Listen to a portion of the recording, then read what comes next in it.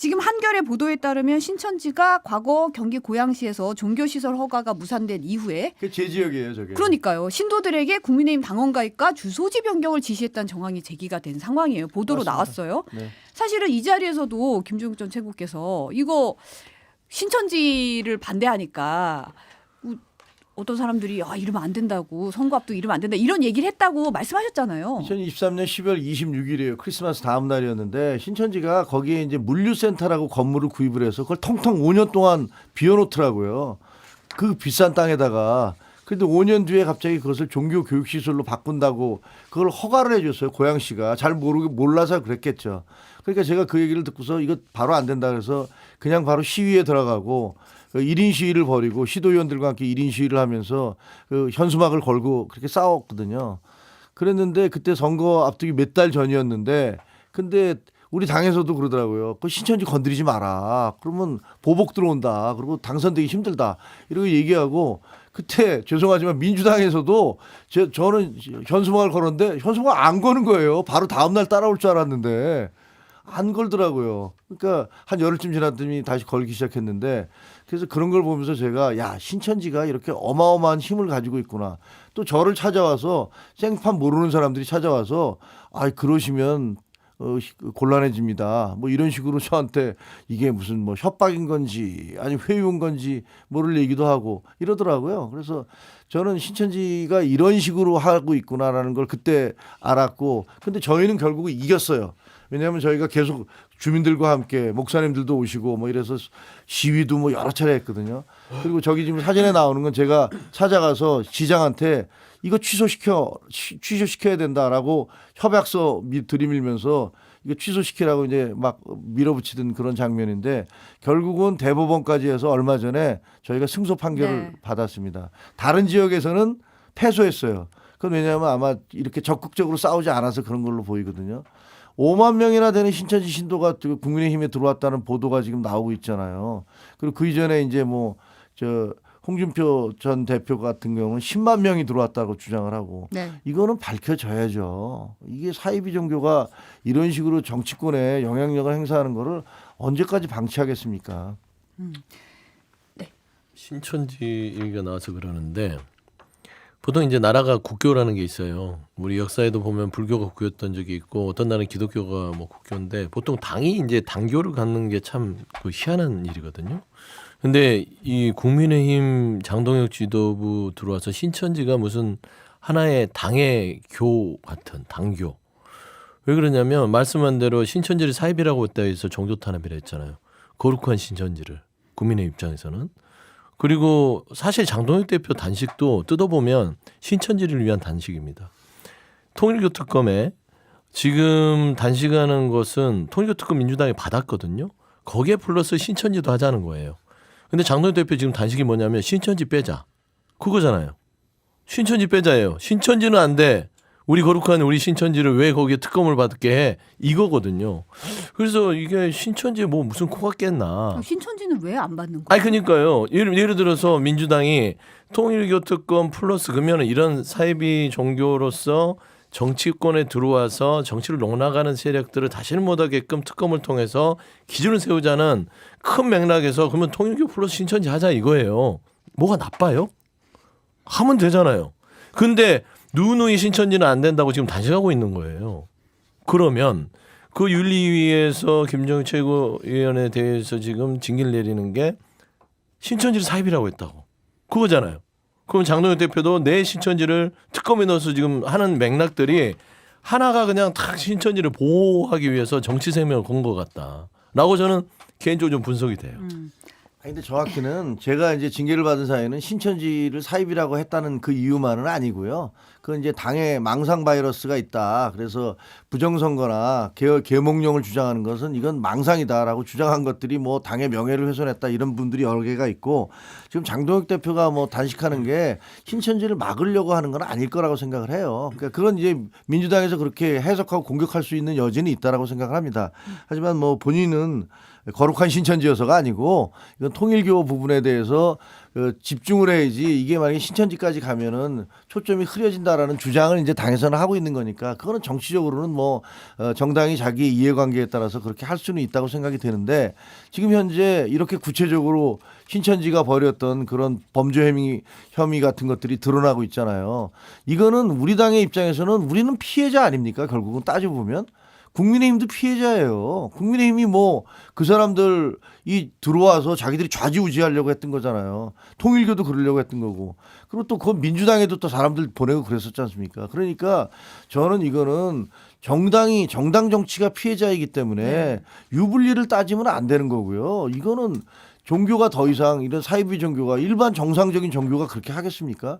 사이비 종교가 정치권에 영향력을 행사하고 심지어는 뭐 대통령실에 누구 보좌관들을 보내고 뭐 나중에 자기들이 대선 후보를 내보내고 이거 얼마나 무슨 SF 영화도 아니고 이런 일들을 막아야 된다라는 생각에서 이거 분명히 좀 진상이 규명되겠다라고 생각을 합니다. 그러니까 통일교 특검 신천지 받으면 그냥 합의가 되는 거잖아요. 그렇죠. 그러니까 신천지 안 받겠다고 저 들어누워 있는 건데 이걸 뭐 어떤 의도로 저희가 오해를 해야 되는지 민주당 하겠다니까요. 통일교 특검. 그다음에 두 번째 공천원금도 제가 좀 말을 보태면 물론 민주당의 김병기 의원, 강선우 의원 아주 부적절한 행동을 했기 때문에 특검이 필요하다면 해야 된다는 게 민주당 입장이에요. 그럼에도 불구하고 지금 국민의힘에서 얘기하는 거는 이거를 대통령까지 연결해 지어서 민주당만 해라 이거예요. 근데 국민의힘에 공천원금 사안이 없느냐. 김정재 의원과 이철규 의원이 나눴던 녹취가 생생하게 재현이 된 게 있으면 이것까지 넣어서 하자. 그러면 결국에 본인들의 치부는 그냥 숨기고 결국엔 민주당만 하겠다는 건데 단식에 명분이 없잖아요. 본인들도 도려내야 될 거는 이번 공천원금은 도려내야 될 거 아닙니까? 그래서 저는 창동혁 대표가 뭐 이쪽에 누워서 단식을 하고 있지? 의아한 거죠. 이런 와중에 지금 JTBC가 이만희 신천지 총회장이 이제 2020년 7월 말에 구속심사 앞두고 핵심 간부와 통화한 녹취 파일을 입수해서 보도를 했어요. 당시 이제 이재명 대통령이 경기도지사로 있을 때 신천지에 대해서 굉장히 강하게 강경 조치를 했었잖아요. 여기에 대한 언급이 담겨 있는데 잠시 영상 보고 오겠습니다. 만약에 이재명이가 우리를 여기에 그렇게 끝까지 그리 한다면 자기는 엄청난 손해를 보고 목적 달성을 못해 이렇게 표를 얻기 위해서 그들이 미워하는 우리를 압박하고 있는 것이다. 지금 개신교와 여기 정치인들에게 바라는 게 뭐냐면은 신천지 이만희만 죽이달라 그것만 시키달라 이게 다 말이다. 국회 의원들도 만나고 또 청와대에 있는 사람들도 만나고 또 그러고 판사도 만나고 이렇게 해서 한 가지 문제를 해결하기 위해서 해나가면 되지 않겠나. 이 사람들의 부정부패에 대해서 우리가 너무 잘 알아. 또 우리는 여기 검찰총장도 잘 알아. 엄청난 손해를 보고 목적 달성 못할 것이다. 그리고 이제 오늘 한겨레 보도 나온 걸 보면 이제 합수본이 전직 신천지 간부를 대상으로 2022년 3월 대선을 앞두고 신천지가 신도들 대거 국민의힘에 당원 가입시킨 의혹에 대해서도 조사를 했는데 진술이 당시 이재명 후보가 대통령이 되면 신천지가 존립 자체가 어렵다는 분위기였고 이 후보를 막을 수 있는 건 윤 후보밖에 없었고 검찰총장 재직 시절에 윤 후보가 신천지 압수수색을 2번이나 막아줘서 은혜를 갚기 위했던 것으로 안다는 취지의 진술을 확보했다는 보도도 나왔어요. 그러니까 큰 그림으로 보면 이재명 당시 경기도지사가 이런 식으로 강경 조치하는 데 대해서 굉장한 분노가 있었고 또 여기서는 막아줘서 고마우니까 이 큰 그림에서 신천지가 국민의힘에 조직적으로 당원 가입을 시킨 거다라는 얘기가 지금 나오고 있는 거잖아요. 어떻게 보십니까? 그러니까 당시 이만희 신천지에 대해서 경기도지사였던 이재명 지사가 그 좀 여러 가지 폐쇄 조치를 하려고 했던 건 코로나 때예요. 맞아요. 아니 코로나가 지금 그냥 창궐 해서 국민들의 건강을 위협하고 있는데 신천지는 집회를 계속했단 말이에요. 본인들 돈벌이인지 모르겠으나 협조해야죠. 아니 예를 들어서 전통 종교는요. 이 코로나가 됐을 때 온라인 예배 받고 그랬습니다. 그 사회의 기본 질서를 지켜가면서 가는데 신천지는 안 그랬기 때문에 행정적인 압박을 했던 것인데 이거를 본인은 정치적으로 해석한 거잖아요. 마치 개신교의 사주를 받아서 뭔가 본인을 핍박하고 있다는 것이고 그래서 당시 이재명 지사가 여러 가지로 여기에 대한 수사를 의뢰했음에도 불구하고 윤석열 검찰총장이 그 수색에 대한 그 압수수색을 2번이나 발례했던 건 그건 또 사실이고 결국에는 어둠은 어둠으로밖에 숨을 수 없어요. 신천지의 이만희 씨 얘기를 들어보면 저분이 종교 지도자가 맞을까요? 말하는 것도 보면 국회의원 만나고 뭐 청와대 가고 판사 만나야 그래야 되지 않겠나. 이게 과연 제대로 된 종교 지도자의 사고 방식일까요? 그래서 저는 범법 행위를 적당히 어떤 이 본인의 세력이 필요한 세력과 손을 잡았는데 그게 바로 윤석열 당시 검찰총장 대권을 꿈꿨던 그런 사람이 아니었을까라는 것이라서 요 신천지 부분들은 특검을 통해서 좀 이제는 밝혀야 되지 않을까 그런 생각이 좀 듭니다. 아니 저는 뭐 더 이상 이 부분에 대해서는 이미 다 얘기했기 때문에 신천지가 그동안에 우리 사회에 저질렀던 여러 가지 문제점들은 뭐 언론 보도, 추적 보도 이런 것들 통해서 많이 나왔었잖아요. 근데 다른 건 뭐 종교의 자유가 있는 나라니까 어쩔 수 없는 부분도 있죠. 근데 그런 종교 집단들이 정치 영역까지 영향을 미치면서 그런 거대한 세력으로 등장하려는 것들을 용인할 정도로 우리 사회가 허술해서는 안 되는 거잖아요. 그런 것은 뭐 저는 여기에 무슨 여야가 따로 있을 수 없다. 이건 국민들 정상적인 어떤 대한민국의 정치를 위해서 그리고 정상적인 종교 활동을 위해서는 이런 부분들 있으면 안 된다. 일본에서는 통일교가 종교 집단으로 해산됐잖아요. 그런 법이 있기 때문에. 그러니까 이제 오히려 더 적극적으로 국내에 들어와서 활동을 하려고 했다는 그런 정황이 보이고 있는데 정치도 그렇고 종교도 그렇고 제대로 된 어떤 그 역할을 해야지 되지 않을까라는 생각을 합니다. 합수본 수사가 진행되면서 여러 의혹 보도들이 이제 나오고 있고 합수본이 이제 전직 신천지 집화장 출신인 최모 씨 조사하는 과정에서는 이명박 박근혜 대선 후보의 당내 경선 당시에도 당원 가입이 지시가 있었다. 이런 지술도 항보했다는 지금 얘기가 나오고 있고 지금 사실 홍준표 전 대구시장이 10만 명 가입설 얘기를 폭로를 해서 파문이 일었었는데 이번에는 2004년 4월 17대 총선 때 당시 한나라당 공천심사위원 할 때 TK 지역 중진 의원이 공천해주면 15억 주겠다고 제안한 사실도 폭로를 했더라고요. SNS에. 뭐 강선우, 김명기 뿐이겠냐. 그때도 공천원급이 광역의원 1억, 기초의원 5천만 원이라는 게 공공연한 비밀이었는데 김경 서울시의원 사례를 보니 공천원금은 오르지 않았나 보다. 뭐 이런 얘기를 하셨더라고요. 근데 또 이제 박지원 의원도 과거에는 그게 공공연한 일이 있었다라고 오늘 이제 아침에 MBC 뉴스투데이에 출연해서 얘기를 하셨어요. 근데 지금은 없다. 지금은 없다. 이런 시스템상으로 그런 게 없다라고 얘기를 했는데 지금 보면 이제 지금 당시 한나라당에서는 이런 일이 있었다. 과거에 2004년이지만 있었다. 이런 얘기가 있는 거고 이러다 보니까 이제 아까 김정재 의원, 이철규 의원 녹취록 얘기도 하셨고 이게 이제 여야에서 이게 다 공공연하게 있었던 과거의 일이 지금은 없는 것인가 이런 의구심이 들고 있는 상황이긴 하거든요. 그러니까 이제 담백하게 그러니까 그 장동혁 대표가 왜 공천원금 특검에 대해서 주장을 하면서 단식을 하는지가 이해가 안 되는 대목이에요. 홍준표 전 대구시장도 얘기를 하잖아요. 민주당도 그게 있었고 지금 현재 본인도 예전에 20년 전에 21년 전에 그런 사실이 있다. 지금도 공공연한 비밀로 있을 수 있다라는 걸 주장하는 것은 사실상 우리도 같이 이번에 공천원금 특검을 통해서 다 한번 드러내 보자. 이건 정치개혁을 해서 좋은 거예요. 그러니까 우리는 안 받을 거야라고 국민의힘 장동혁 대표가 단식을 할 게 아닙니다. 이거는 원내끼리 만나서 그러면 민주당의 사태가 더 심각하지만 결국에는 특검을 민주당이 받으려면 우리 것도 같이 도려낼 거는 같이 넣어서 해야 진정성이 있는 것이지 민주당 당신들 것만 해라고 하면 민주당이 받겠냐고요. 이미 그 김정재 의원이랑 이철규 의원 이 녹취가 있는데 당연히 그걸 같이 넣어서 그러면 합시다라고 해야 되는데 지금 이렇게 본인들의 어떤 공천원금의 치부를 감추려고 하는 부분들. 그래서 저는 홍준표 전 대구시장의 뭐 말을 보면서 돈을 가지고 이 신성한 선출직 공직을 사고 파는 것들 정말 발본색을 해야 될 정치권의 숙제예요. 그러니까 그런 정치개혁의 숙제를 국민의힘과 민주당이 진영을 떠나서 바로 세운다는 입장에서 특검을 주장을 한다면 민주당 그걸 거절할 이유가 하나도 없다. 통일교 특검처럼 받을 것이다.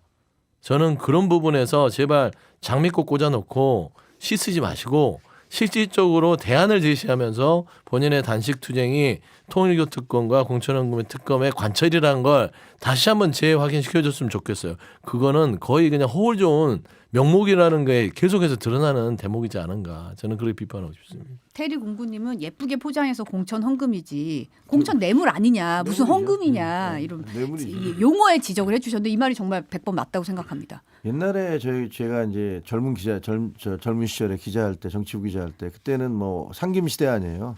그때 솔직히 그 비례대표 상위 순번 받으려면 50억이다 30억이다 그랬어요.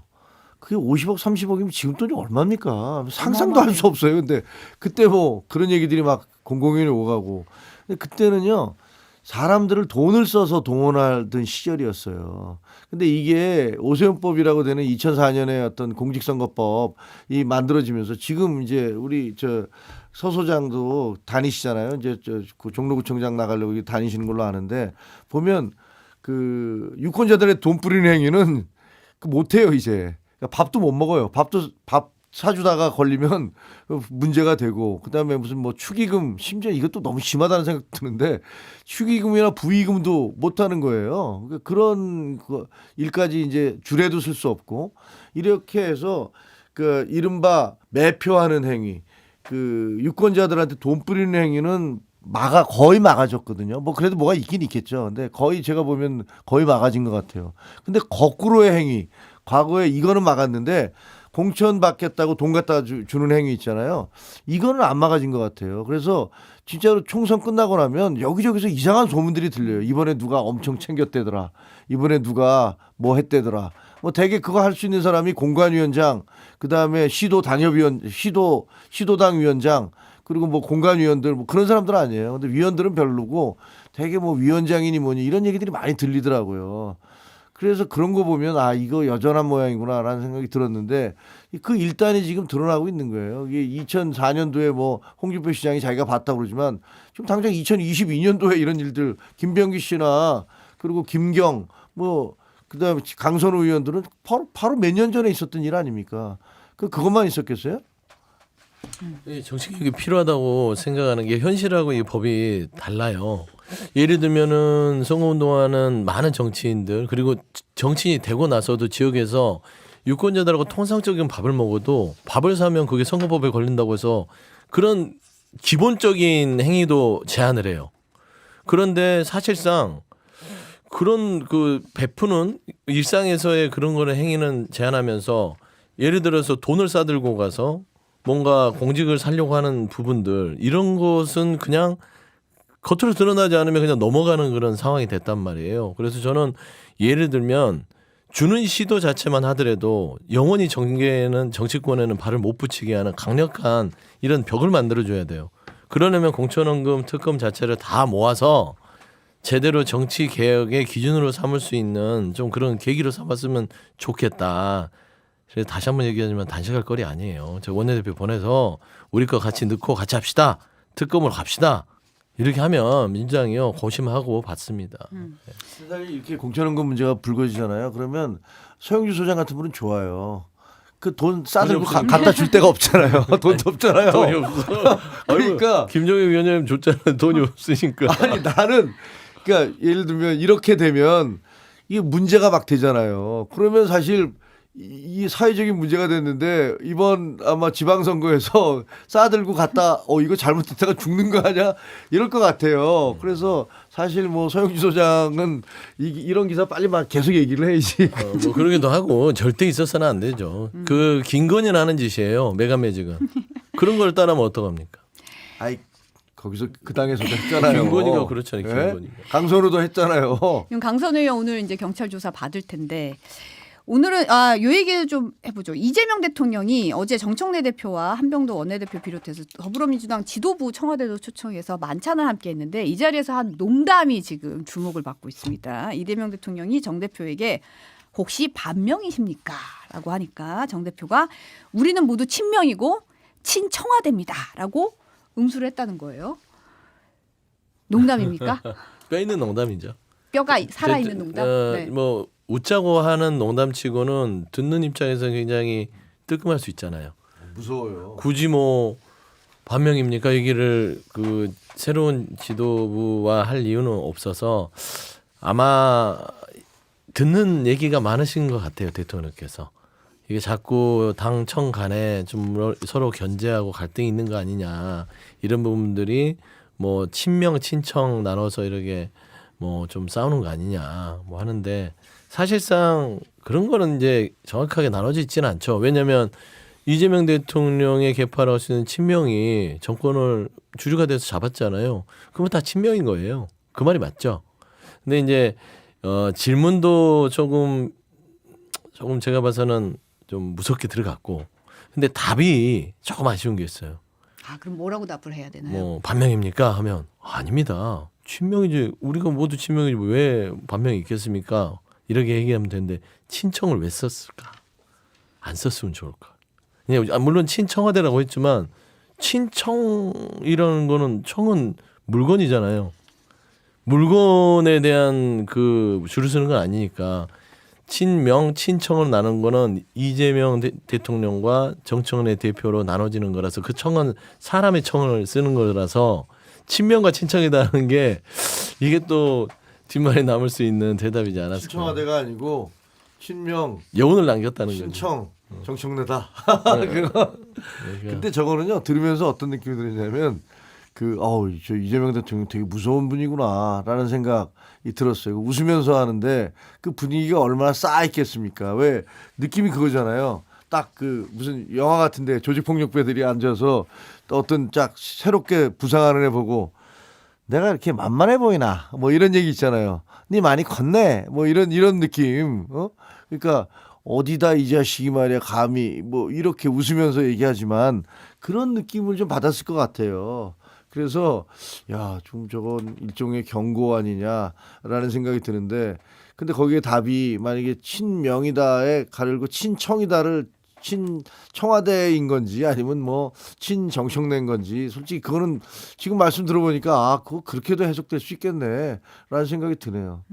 아니 근데 이제 싸움을 붙이려는 것인지 갈라치기 하려는 것인지 언론이 명청 대결이라는 표현을 쓰는데 바로 잡아야 하는 거 아니냐 이러면서 이제 뭐 웃으면서 얘기를 했다는데 이게 이제 누구한테 요 얘기를 하는 것일지라는 생각이 좀 들긴 하더라고요. 그러니까 명청 대결이라는 부분들에 있어서 우리가 조금 더 그런 안 좋은 상황들 오해를 불식시키자는 건 아마 대통령께서 조금 의식하고 얘기한 것 같아요. 우리가 하나의 원팀으로 가는 게 맞지 않겠냐. 그래서 언론의 보고도 얘기를 하는 것 같고 당에도 이제 그런 불필요한 오해를 갖지 않도록 우리가 호흡을 잘 맞춰봅시다. 이런 얘기라서 사실 뭐 명청 갈등이 있을 수 없다니까요. 제가 말하는 것은 대통령하고 최고의 권력자하고 지금 갈등을 빚어서 좋을 게 뭐가 있겠어요. 그래서 저는 그런 부분에 있어서 친명과 친청 갈라치기는 그냥 언론에서 쓰기 좋은 그런 수사다. 그래 보입니다.